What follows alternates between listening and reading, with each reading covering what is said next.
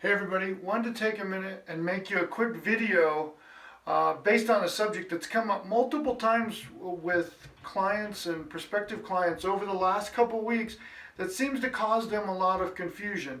And it really confuses them when it comes to how it relates to marketing and their marketing budget and some customer retention strategies and things like that.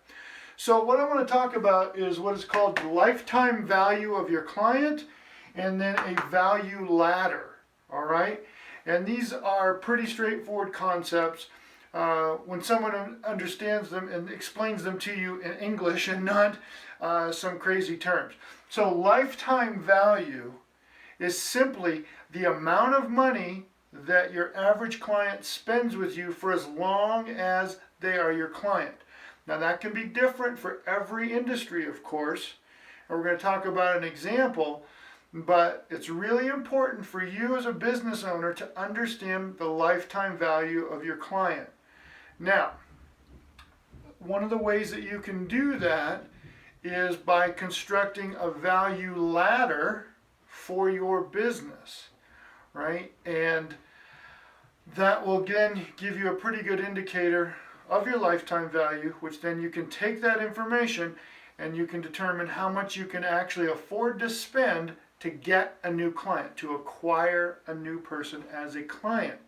All right, so I'm going to use the example of a dentist, right? Because I think everybody's watching this kind of understands the dentist model. We've all been to the dentist, right? So the first thing is, what is the way to look at it is what is the cheapest to the most expensive product. So with a dentist, let's just say the least expensive service is a cleaning, right? Whatever that costs. Let's say it's $50, doesn't matter. Now, as you move up the ladder, products or service become more expensive. So the next most expensive thing might be whitening, right? Maybe that's $100. Right, the next thing, the most expensive thing, let's say, would be a filling. Right, so, and then the next most expensive thing might be a crown.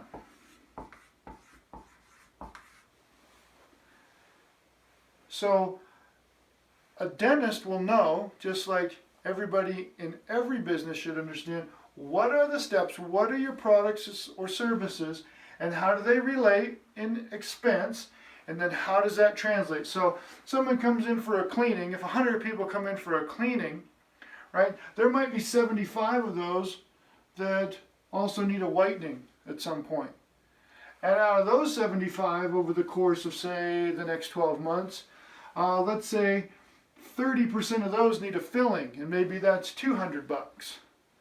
Right, and then let's say out of that, maybe 10% of what's left, they need a crown over the next 12 to 24 months. We'll just say 12 months. So that, maybe that's $500. I don't know what that costs. So if you have a certain number of people who spend 50, then another percentage that spend 100, and then 200, and then $500. All you do is you track that, and you take an average.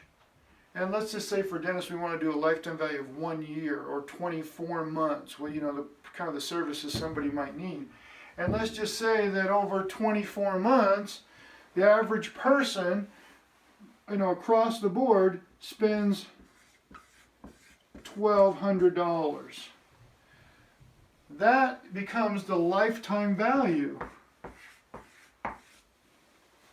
Right?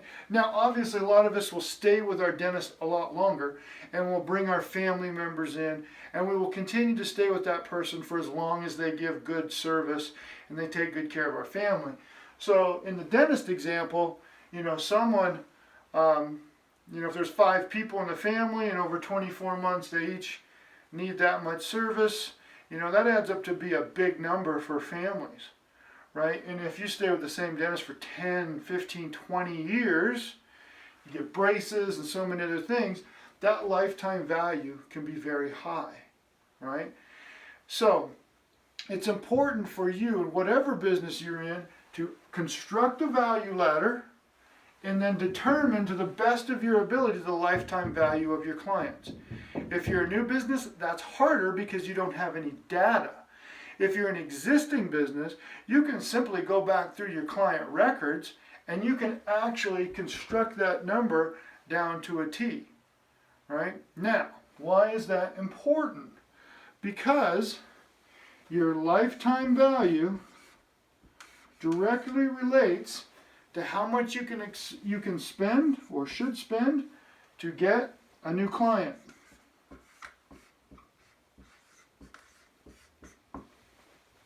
So if the lifetime value of your client was, say, $1,200, would it be worth it to spend $100 to get $1,200? Well, if this was essentially all profit, then yes. If there was a lot of expenses and your profit margin was, say, only $200, it may not be worth it to spend $100 to make $200. It depends. It's different in every business. The point is, when you know your lifetime value, you can then make a decision on how much you should spend to get a client. So if my expenses for my business were, say, $300 over the lifetime of a client, and I made $1,200, that's $900 profit, and it cost me $100, let's say, to get that client, would I be willing to spend $100 to make a profit of $900? Now, to me in this model, I'd do that all day long. I'd be cutting those checks.